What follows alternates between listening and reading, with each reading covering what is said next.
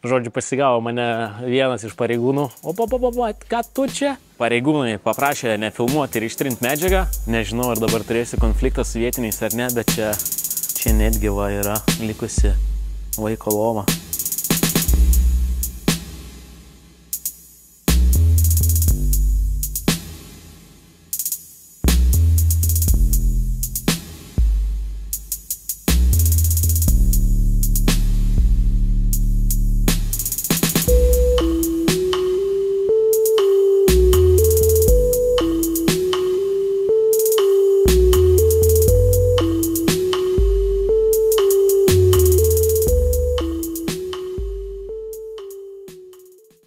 Tai prieš valandą įžengiau į Kipro salą, padėjau savo lietuviškas pėdas ir atvykau į miestą Nikosiją, Kipro sostinę. Patikėkit manim, tai miestas su istorija. Tai tik atvykus prasidėjo įdomumai. Lipau į autobusą, įlipimas iš kairės pusės, toks galvoju, įdomus tas autobusas. Tada važiuojam greitkeliu, važiuojam kitą kelio pusę kaip Anglijai. Ir kilo klausimas, į kurį radau atsakymą, pasidalinsiu su jumis. Tai Kipro sala anksčiau buvo Didžiosios Britanijos kolonija. Čia Britanija buvo pasistačius karinės bazės. Bėgo laikas, atėjo Kipras, nusako, Didžioji Britanija, klausyk, viskas. Mes norim gal nepriklausomi būti, pasiskelbti nepriklausomybę. Tas ir įvyko 1960 metais. Kipras, mes nepriklausomi, valio. Kaip ir skamba laiminga pabaiga, bet žinot, laimingų pabaigų nebūna, nes prasidėjo konfliktai. Saloje gyveno tiek turkų Kiprai, graikų Kiprai, kažkam kažko reikėjo daugiau, kažkas kažko negavo, jautėsi, kad pažeidžiamas jo teisės. Ir turkų valdžia pamatė, kad kažkas vyksta su jų žmonėmis, kad jiems reikia pagalbos ir 1974 metais pradėjo specialią karinę operaciją. Specialioji operacija įvyko dviejais etapais. Tai pirmasis etapas atvažiavo su savo vyrais ir technika ir pasėmė 3% salos. Prasidėjo diskusijos tarp graikų ir turkų valdžios, kaip čia dabar yra, kas ko nori, kol vyko derybos, o kol jos vyko ir kaip jos vyko, irgi didelis klaustukas. Prasidėjo antrasis Turkijos okupacijos etapas, specialioji operacija ir su antraja operacija okupavo 37% salos. Ir šiai dienai turim Nikosiją, dviejų valstybių miestą, kuris kontroliuojamas turkų viena pusė ir kitas yra Kipro graikų.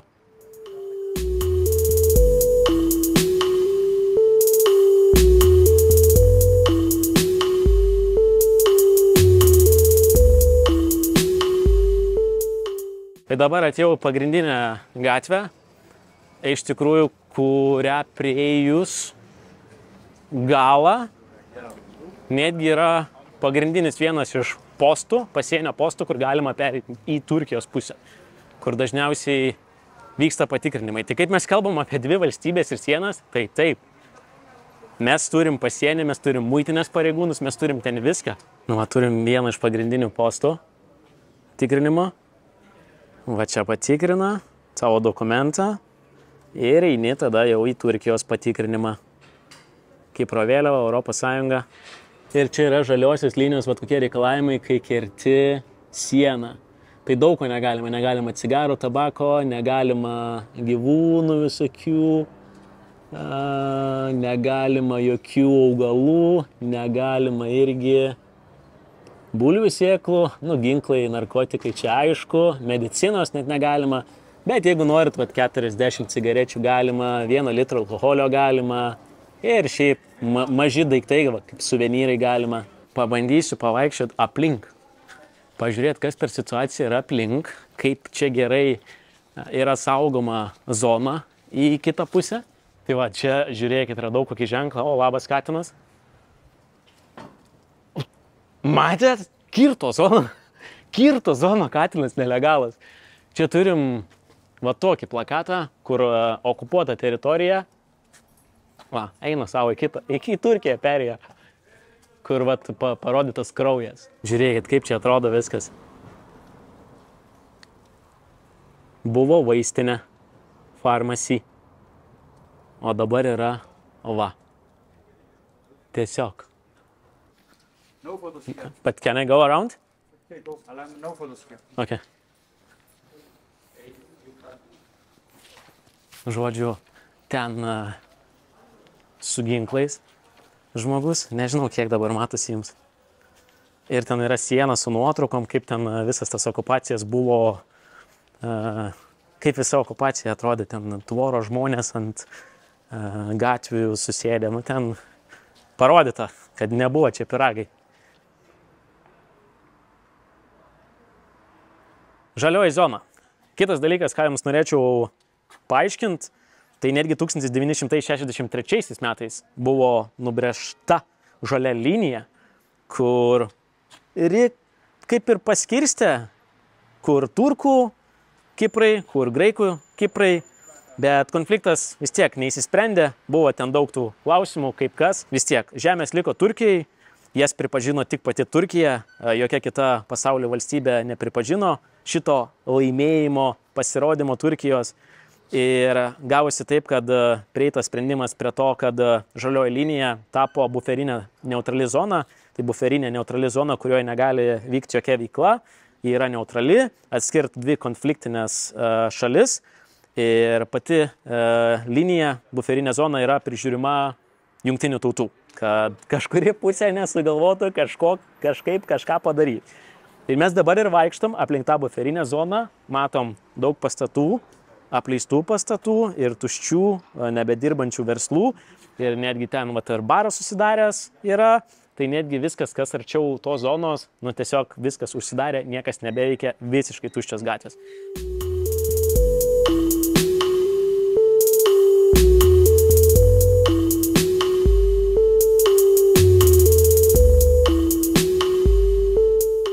Pagal Google Maps aš pagal viską esu okupuotai teritorijai. Bet man ta teritorija yra grinai iš dešinės. Va čia, už šitos tvoros jau Turkija. Va kaip viskas greitai keičiasi. Bet va, man leidžia suprast, kur aš esu. Vėliavos Turkijos. Čia išvis žiūrėkit restoranas ant Turkijos sienos su Kipru. Čia, nežinau, atsisėdė, ką pavaidinti prieš graikų Kiprus pasirodė. Tokios aukštos vietos. Čia išvis pažiūrėkit. Tvoras. Man iki čia. Įdomus reikalai. Čia net spėjau įsikraustyti žmonės, nes čia gavosi ta riba, kur čia kaip ir Turkija, kaip ir Graikija. Ir žmogus, tvarau iš čia, per daug man čia sukt galvą, kam aš čia, kur čia mano namai. Šiaip čia labai geri pavyzdžiai. Dėl įvykusio konflikto žmonės irgi daug kur emigravo, dingo, uždarė savo verslus. Tai va čia turim rezultatą, kas iš restorano liko. Mat, niekas. Tiesiog vitrinos kelios, stalai. Turim ir tokių gatvėse paliktų barikadų, kai buvo blokuojamas kelias. Tai žinokit, viskas, man reikia kulniuoti atgal, nes ten kaip ir jungtinių tautų bazė, ten jau nepraeisi niekur. Kariukas žiūrėjo mane toks, ateik, pakalbėsim, bandyk savo laimę. Ir kelias veda gilyn į patį Kiprą jau. Jau net tarp pusavio Turkijos ir Kipro sienų. Va čia yra automobilių punktas. Ir netgi, kas įdomu, turim kadrą, atvažiuoja su kokiais numeriais.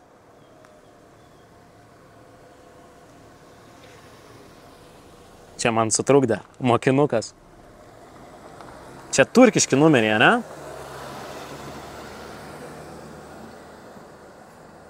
Nu, pasižiūrėsim Turkijos pusėje. Tai va taip paprastai vyksta kirtimas sienos. Kodėl sakau, atrodo paprastai? Tai gal ir nėra paprastai. Kirst kaip ir gali. Man atrodo, nu jie tarpusavį įvažiuoja, išvažiuoja. Pamatysim, kiek yra tų Kiprų turkų pusiai su kiprietiškais numeriais. Bet ką aš noriu pasakyti, kad reikia ir draudimas kitas, ir dar ten gal kitos taisyklės. Tai Čia kaip ir kerti Europos Sąjungą, kitą ne Europos Sąjungos valstybę, tai jau sudėtingėja reikalai. Ne? Tai noriu grįžti dabar į pagrindinę gatvę ir mes suksim tada į dešinę. Nuo pagrindinės gatvės į dešinę ir bandysim eiti, kiek vėl galima toliau nueiti. Dabar yra iš tikrųjų jau 2 valanda. 4 valandą kaip ir temsta jau. Tai nežinau, kiek čia bus dar galima man pavaikščioti mieste. Ir laukia mūsų Turkijos pusė. Laukia mūsų dar ir Turkijos pusė. Tai nepabėkit niekur.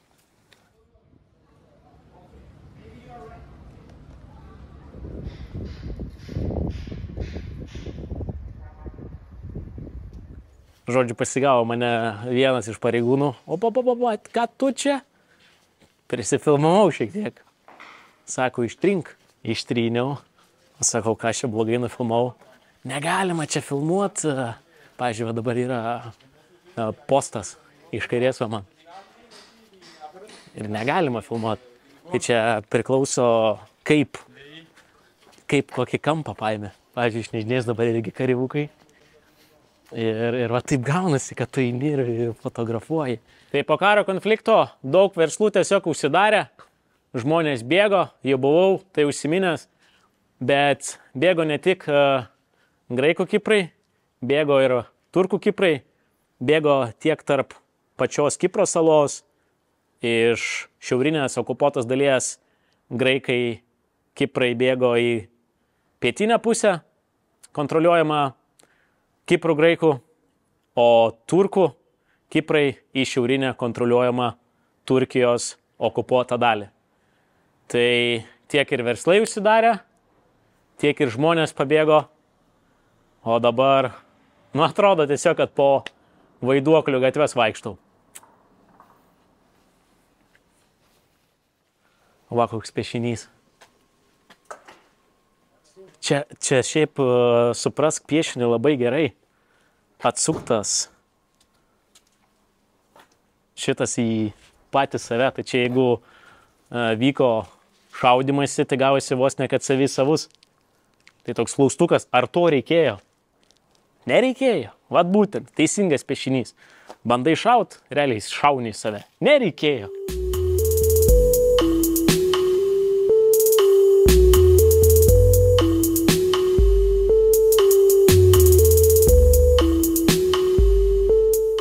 Žiūrėkit, jeigu jums kilo klausimas, kaip ir man kilo klausimas, ar yra vietų, kur būtų galima prasmukt. Tai čia yra grinai va ten siena ir čia neva yra tvora, kuri sako neikit, bet čia panašu, kad galima pereiti. Ta prasme, tu iš Kipro graikų pusės išeini ir, pažiūrėkit kokia tvora. Čia labai norint ir labai nenorint galima praeiti. Aišku, nieks nesako, ten ir galėjo anas tvoras perlipti, bet tai dabar atviriausia matyta vieta man, kaip galima būtų pereiti su va tokia tvora. Tu ponas ar ponia iš graikų pusės ar turkų pusės? Alio. Vietinis, ne? Na ir gerai. Duok pitaką. Sienas netgi va taip uždaromas su senais eksponatais. Aišku, čia vietiniai tiesiog prisiparkavo. Tai šiaip yra nemažai dar likę tų kareivių punktų, ten kur yra ir skylė šaudimui, bet kareivių neliko, vietų jau dabar katinai va. Sveiki. Čia, visas bunkeris, pažiūrėkit, su apšaudimo skylėmis. Čia. Čia jau geras buvo gynybinis punktas. Čia turim stadioną, įdomu kam priklauso. Nežinau, ar čia naudojamas ar nelabai. Ten graikų Kiprų punktas ir toliau jau Turkija su visais kalnais. Man atrodo, didžiąją dalį tokio vaizdo susidarėm. Gerai čia atsiskyrė dvi valstybės su savo apsaugos punktais. Aišku, vaizdas tai liūdnokas, labai liūdnai atrodo iš tikrųjų. Visas tas toks atsiskirimas, bendrai visas Nikosijos miestas toks vaiduoklis, gal netinkamas laikotarpis, aš nežinau, gal čia tokios nuotaikos gyvenimo po visų konfliktų, nes žmonių čia gyvena 400 000, įskaitant ir turkų dalį, aš tų žmonių čia praktiškai nesutinku, daug tuščių pastatų, daug viskas uždaryta, daug verslų neveikia, atrodo, kad čia dabar dar tas konfliktas šiltas, kaip pasakyti, dar pridedi ranką prie keptuvės ir dar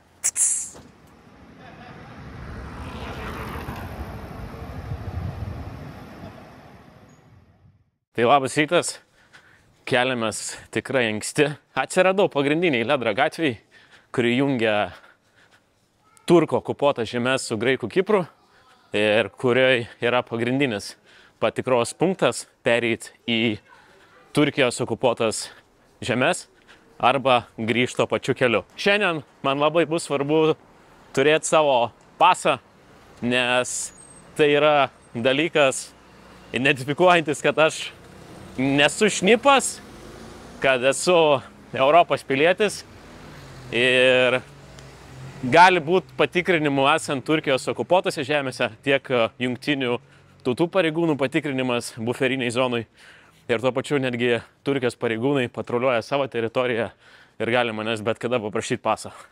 Kas aš čia toks? Tai tas būtinai, na ir bandysim pereiti. Nežinau, kaip gausis, esu jau prie pat, žmonių visiškai tuščia, tai susimatom kitoj pusėj.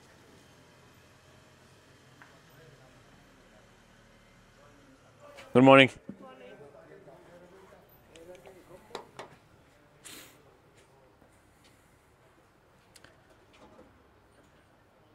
Dena mano paso skanavimui. Thank you. Bye. Ir pažiūrėsim, kiek užtruks. Tai dabar išėjomės iš graikų Kiprų zonos. Praskanavo tą pasą 3 sekundės. Čia netgi laikmetį dabar laikmatį uždėsim, kiek man truks pereiti kitą zoną. Dabar taip išeina, kad aš esu neutralioje zonoje.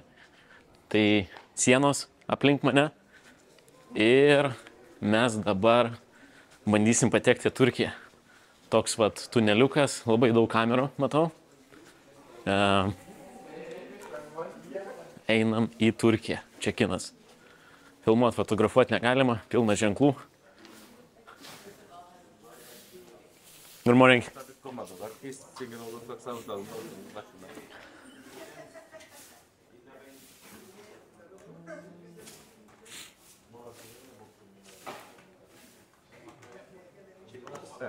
Thank you. Bye. Ir tai yra viskas. Tai kolektyvas, sveiki atvykę į Šiaurės Kipro turkų federalinę valstybę. Taip, po okupacijos 1975 metais buvo pavadinta ši teritorija ir 1983 metais pripažinta ir šios teritorijos nepriklausomybė, kurią pripažino tik pati Turkija, jokios kitos pasaulio valstybės. Nežinau, kiek miesto pavadinimas Nikosija dominuoja okupuotoj teritorijai, bet ši teritorija vadinasi Lefkosija. Ir netgi čia yra parodytas toks kaip ir ženklas. Ir kitas dalykas, kas įdomu, tai ženklai. Ženklai šiek tiek tokie bauginantis, nes parodytas ir kareivis su ginklu, ir kad tai yra uždrausta zona, tai geriau jau čia nebūk ir net nebandyk perlipti tvoros, nes gali būti visko.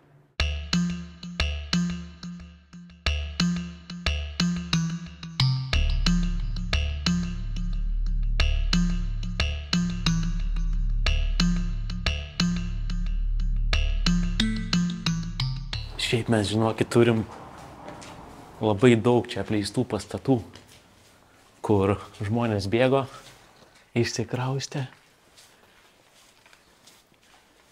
ir nieko neliko. Čia labai panašu į vaiko kambarį. Žemėlapis pasaulio. lipdukai visokiausi. Čia netgi va yra likusi vaiko lova.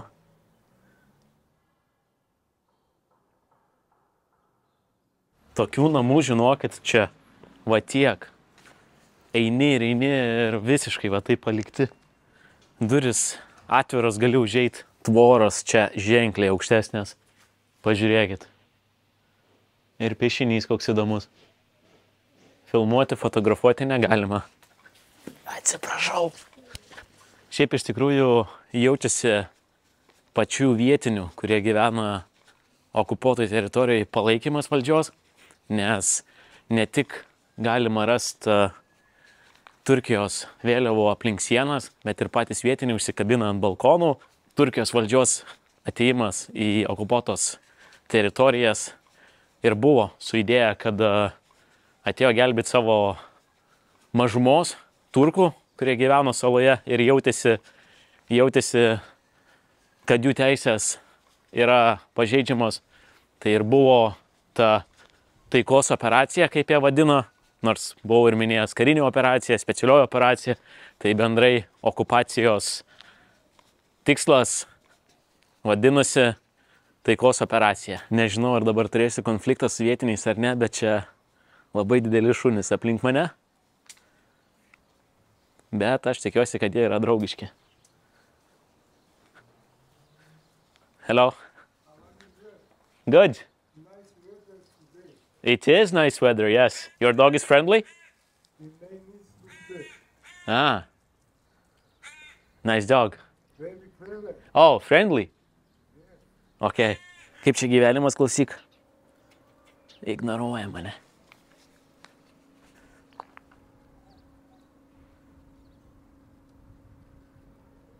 Žiūrėkit, esat matę tokį Fordą. Bandau įskaityti Cortina. Ford Cortina. Nesu matęs tokią.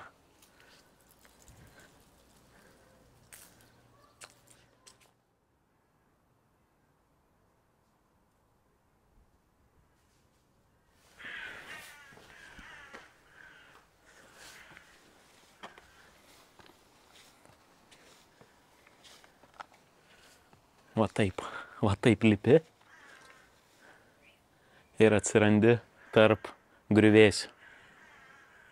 Čia galima tik spėti, ar namas buvo pažeistas per konfliktą, ar tiesiog pats sugriuvo.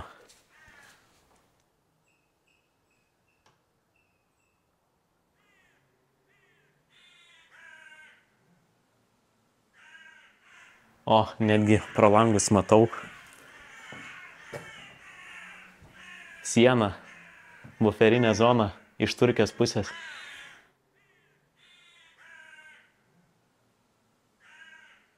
Žiūrėkit, aš jums parodysiu laiptus, kaip aš čia užlipau. Va taip. Išgriuvę viskas.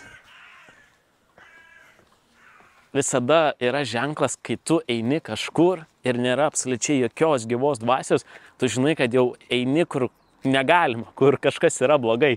Čia jau žinokit, mes priėjom visą Turkijos karinę bazę. Matau daug slėptuvių, įėjimų, bunkerių. Galimai gausim kulką į petį. Čia atrodo visiškai pilnutėlė karinė bazė kažkodėl man. Oi, ten iš dešinės 2 kareiviai. Žiūri, ką čia daro jaunuolis. Dabar pabandysiu kamerą apsukti, jeigu negausiu šūvio. Tai va ten tiesiai yra Turkijos bokštelis. Jie kažką man lyg ir sakė, aš nelabai suprantu, jie angliškai nepasakė man, ką aš turėčiau daryti. Aš bet tiesiog parodžiau šitaip, kad neva supratau ir pradėjau eiti. Gerai, toliau aš jau nebegalėjau eiti, tai susimetam dabar vėl prie pagrindinio patikros punkto, tik Turkijos pusėje. Toks pastebėjimas dėl vėliavų. Tai čia turim Turkijos vėliavą, kas tikrai atpažįstat visi, o čia turim Šiaurės Kipro Turkijos federacinės valstybės vėliavą. Tai va skirtumas tarp Turkijos originalios vėliavos ir būtent okupuotų teritorijų vėliava.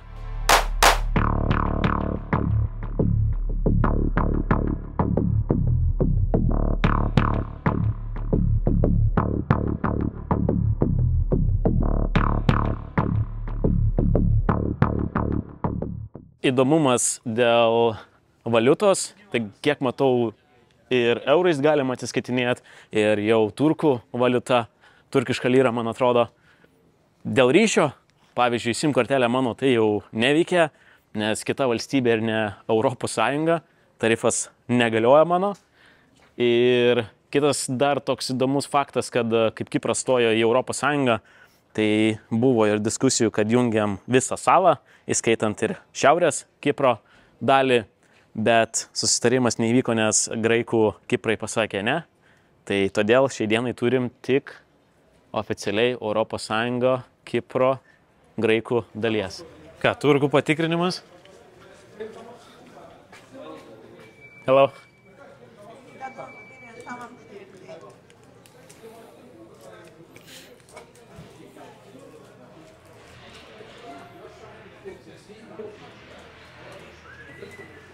Thank you. Tai grįžinėjant į Nikosijos dalį, graikų Kiprų pareigūnai paprašė nefilmuoti ir ištrinti medžiagą. Kažkaip tas pasirinkimas, kada paprašo, nuo ko priklauso, nežinau, nes įeinant kaip ir identiškai filmavau save, kaip ir nieko, nu čia, man atrodo, priklauso nuo pačio pareigūno. Bet viskas, sveiki sugrįžę į Nikosiją ir mes vėl esam čia. Tai kolektyvas tiek iš Nikosijos. Dar prieš baigiant pasidalinsiu keliais įdomiais faktais, ką pavyko sužinoti iš vietinių, bešnekučiuojant apie santykius tarp pietų graikų Kiprų ir šiaurės turkų Kiprų. Yra tai, kad kiek žmonių, tiek nuomonių. Vieni pietų graikų Kiprai važiuoja į šiaurinę dalį aplankyti savo buvusios gimtinės, namų, ir netgi šiaurės turkų Kiprai atveria duris jiems, būtent duris tų namų, kur anksčiau gyveno pietų Kiprai, graikų Kiprai, ir šiltai jas priema, pasveikina, pasišnekučiuoja ir skirstosi savais keliais. Kiti sako, kad sala tiesiog priklauso graikų Kiprams, šiaurės ir bendrai turkų čia neturėtų būti. Na ir rezimuojant viską, liko tik paskutinis neatsakytas klausimas ir gavau skirtingus atsakymus iš vietinių. Tai ar grius anksčiau ar vėliau visos sienos ir Kipras vėl taps viena sala? Nuomonių įvairiausių, bet visi tikisi vienintelio, kad pagaliau taps Kipras viena sala, grius sienos ir visi gyvens draugiškai. Tai to ir linkiu Nikosijai, kad griūtų sienos, atsirastų taika ir ramybė tiek politikoje, tiek vietinių širdise ir gyvenkim draugiškai. Taikos ir ramybės visiems ir iki sekančių nuotykių. Iki.